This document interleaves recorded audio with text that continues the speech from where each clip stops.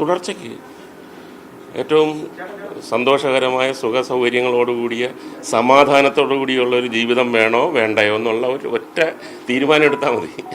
അത് എല്ലാവരും എടുത്ത് കാണും, ഞാനും എടുത്തിട്ടുണ്ട്. തീർച്ചയായിട്ടും കാര്യം ഇതെല്ലാം വേണമെന്നുണ്ടെങ്കിൽ തുടർഭരണം വേണം. ആ, കൊല്ലത്ത് മാത്രം, ബാക്കിയുള്ള സ്ഥലത്തൊക്കെ തുടരുമെന്നാണ്. അല്ല, അതല്ല ഓരോരുത്തരുടെ ആഗ്രഹം, അങ്ങനല്ലേ. അതാണല്ലോ ഒരു ഏറ്റവും വലിയ സസ്പെൻസ് ത്രില്ലർ സിനിമയേക്കാൾ കൂടുതൽ സസ്പെൻസും ഇമ്പാക്റ്റും ഉള്ള ഒരു സംഭവമാണ് ഈ ജനാധിപത്യത്തിൻ്റെ ഈ ഒരു മത്സരവും ഇതിൻ്റെ ഒരു റിസൾട്ടും. ഇത്രയും ദിവസമായിട്ട് ഈ വെയിലത്ത് ചൂടുവെയിലത്ത് എല്ലാവരും പ്രയത്നിക്കുന്നു. അവസാനം ഇവിടെ ഇലക്ഷൻ വോട്ട് ചെയ്യുന്നു. അങ്ങനെ മെയ് 4-ാം തീയതി നമ്മൾ വെയിറ്റ് ചെയ്യുന്നു.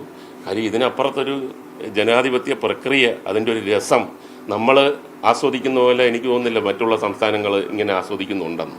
അത്രമാത്രം സുതാര്യമായിട്ടുള്ള ആണ് കൂടുതലും വരുന്നത്. പിന്നെ അതിനിടയ്ക്ക് 1-2 ഒറ്റപ്പെട്ട സംഭവങ്ങൾ വരും, അതൊന്നും കാര്യമാക്കണ്ട.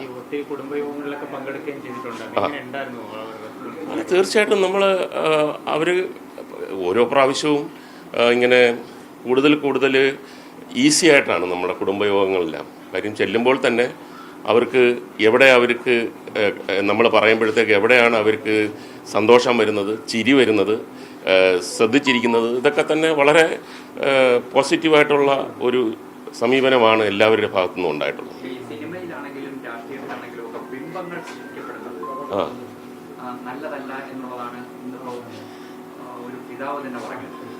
അല്ല, ബിംബങ്ങളൊക്കെ എങ്ങനെയാണ് സൃഷ്ടിക്കപ്പെടുന്നത്? ഒരു ദിവസം വന്നിട്ട് എന്നെ ഒരു ബിംബമാക്കേ എന്ന് പറയുന്നതല്ലല്ലോ. എത്രയോ കൊല്ലങ്ങളായിട്ടുള്ള കഠിനാധ്വാനവും വിശ്വാസവും ജനങ്ങളുടെ ഇടയിലേക്ക് മനസ്സിലേക്ക് അങ്ങോട്ട് പതിപ്പിച്ച് കഴിയുമ്പോഴാണ് ഒരാളൊരു ബിംബമാവുന്നത്. അപ്പോൾ എന്നെ ബിംബമാക്കരുത്, ഞാൻ അങ്ങനെ സൈഡിൽ കൂടെ പോകാമെന്ന് പറയുന്നതിനകത്ത് അർത്ഥമില്ല. എന്നെ ബിംബമാക്കെന്ന് പറയുന്നത് തെറ്റ്. ആയിപ്പോയി കഴിഞ്ഞാൽ അങ്ങനെ ആയിക്കോട്ടെ. കറങ്ങുന്നതല്ല, ആവശ്യമുണ്ടെങ്കിൽ, ഇയാൾ അത്ര വിശ്വാസമാണെങ്കിൽ, പറയുന്നതൊക്കെ നടത്തുന്നുണ്ടെങ്കിൽ, നമ്മുടെ വിശ്വാസം കാത്തുരക്ഷിക്കുന്നുണ്ട്, നമ്മളെ സംരക്ഷിക്കുന്നുണ്ടെന്ന് പറഞ്ഞു കഴിഞ്ഞാൽ അതിനകത്ത് എന്താ തെറ്റ്?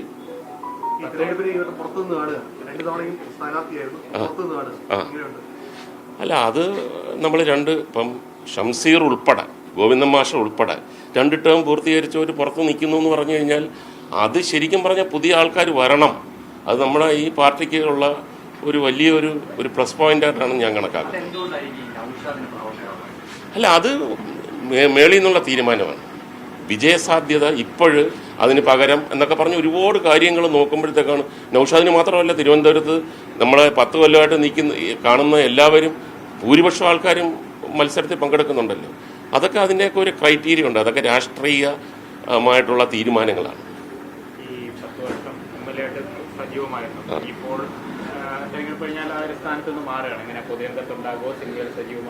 സിനിമയിൽ സജീവമായി കഴിഞ്ഞു. 6 മാസമായിട്ട് സിനിമയിൽ. അപ്പോൾ സിനിമയെന്ന് പറഞ്ഞു കഴിഞ്ഞാൽ ഡേറ്റ് കൊടുത്തു കഴിഞ്ഞാൽ കൊടുത്തതാണ്. അപ്പോൾ പേർഷ്യ പോകുന്ന കണക്കാണ്, പോയി കഴിഞ്ഞാൽ പോയി. അത് തിരിച്ചു ഉടനെ ഒന്നും വരാൻ പറ്റത്തില്ല. അതാ അങ്ങനെ മുന്നോട്ട് പോട്ടെ, അതെൻ്റെ ജോലിയാണല്ലോ. അതും നേരത്തെ ഞാൻ എൻ്റെ ഉപജീവന മാർഗം, ഇത് സേവനവും അത് ജോലിയുമാണ്. 100% നമ്മളാൽ കഴിയുന്ന തരത്തിൽ. ഇപ്പം ഈ MLA ആകുന്നതിന് മുമ്പ് തന്നെ ഈ സിനിമാ നടൻ എന്നുള്ള 44-ാമത്തെ കൊല്ലമാണ്. അതിൻ്റേതായിട്ടുള്ള ഒരു കെയർ ഓഫിൽ നമുക്ക് ഒരുപാട് കാര്യങ്ങൾ സാധാരണ ആൾക്കാർക്ക് വേണ്ടി ചെയ്യാൻ കഴിയും. നമ്മൾ പറഞ്ഞാൽ കേൾക്കുന്ന ഒരുപാട് പേരുണ്ട്. അതെല്ലാം നേരത്തെ പറഞ്ഞ പോലെ നമ്മളൊരു വിശ്വാസം ഇങ്ങനെ നേടിയെടുത്തു നമ്മളറിയാതെ. അത് തീർച്ചയായിട്ടും അതിനകത്ത് രാഷ്ട്രീയ സഹയാത്രികനും പ്രവർത്തനവും എന്തായാലും കാണും. അല്ല, പൊതുവെയാണ് നമ്മൾ കലാകാരനാകുമ്പോഴത്തേക്ക് MLA ആകുന്നത് വരെ ഉള്ളൂ. MLA ആയി കഴിഞ്ഞാൽ എല്ലാവരുടെയും MLA എന്ന് പറയുന്ന കണക്ക് അതിനു മുമ്പ് തന്നെ കലാകാരൻ എന്ന് പറഞ്ഞാൽ എല്ലാവരുടെയും കലാകാരനാണ്. തീർച്ചയായിട്ടും സജീവമായിരുന്നു. നേരത്തെ പറഞ്ഞ ആ ദിവസങ്ങളിൽ എല്ലാ മീറ്റിങ്ങുകളിലും പങ്കെടുത്തിട്ടുണ്ട്, എല്ലാ കുടുംബയോഗങ്ങളിലും പങ്കെടുത്തിട്ടുണ്ട്. അത് അങ്ങനെ സജീവത്തിന് കുറവൊന്നും ഇല്ലായിരുന്നു. അല്ല, തിരക്കുണ്ട്. പിന്നെ പൊതുപരിപാടികളിലൊക്കെ പുതിയ ആൾക്കാർ വരട്ടെന്ന്. ഇനിയും ഞാൻ തന്നെ എല്ലാ കാര്യങ്ങളൊന്നല്ല, അത് വരട്ടെ. അവരെ കഴിവ് തെളിയിക്കാനുള്ള ഒരു സാഹചര്യം നമ്മൾ കൊടുക്കണം. വഴിമാറി കൊടുക്കുന്നൊന്നുമില്ല. അവർ വഴി വെട്ടി തെളിച്ചോളൂ, നമ്മൾ മാറിക്കൊടുക്കേണ്ട ആവശ്യമൊന്നുമില്ല. Okay, thank you. ആ അല്ല, നമ്മുടെ മണ്ഡലത്തെ പറ്റി ഒരുപാട് പേർക്ക് ഇങ്ങനെ ഒരു അഭിപ്രായ വ്യത്യാസമുണ്ട്. ഞാൻ എന്ത് ചെയ്തു, അത് ഞാൻ എൻ്റെ ഫേസ്ബുക്കിലൂടെ വളരെ വ്യക്തമായി എഴുതിയിരുന്നു. എന്നാലും ചില ആൾക്കാർക്ക് സംശയമുണ്ട്. അപ്പോൾ സംശയമുള്ളവർക്ക് വേണ്ടിയുള്ള ഒരു ഇതാണ്. അത് നിങ്ങൾ കട്ട് ചെയ്ത് കളയുമെന്ന് എനിക്കറിയാം. കാര്യം കൊല്ലം മണ്ഡലത്തിൽ 10,000 വോട്ടിൻ്റെ ഭൂരിപക്ഷം ഈ കോർപ്പറേഷൻ പഞ്ചായത്ത് തെരഞ്ഞെടുപ്പ് കഴിഞ്ഞ് പല സ്ഥലങ്ങളിലും ഇല്ല. അത് ജനങ്ങളിൽ എന്നിലുള്ള ഒരു വിശ്വാസമാണ്, അല്ലെങ്കിൽ LDF ഗവൺമെൻറ്റിലുള്ള ഒരു വിശ്വാസമാണ്. 10,000 വോട്ടിൻ്റെ ഭൂരിപക്ഷം എന്ന് പറഞ്ഞാൽ അത്ര വികസനം നൽകിയെന്നുള്ളതും അത്രമാത്രം സന്തോഷകരമായി സേഫായിട്ട് അവർ ജീവിച്ചു എന്നുള്ളതിൻ്റെ ഒരു വലിയ തെളിവായിട്ട് ഞാൻ കാണുന്നു. Thank you.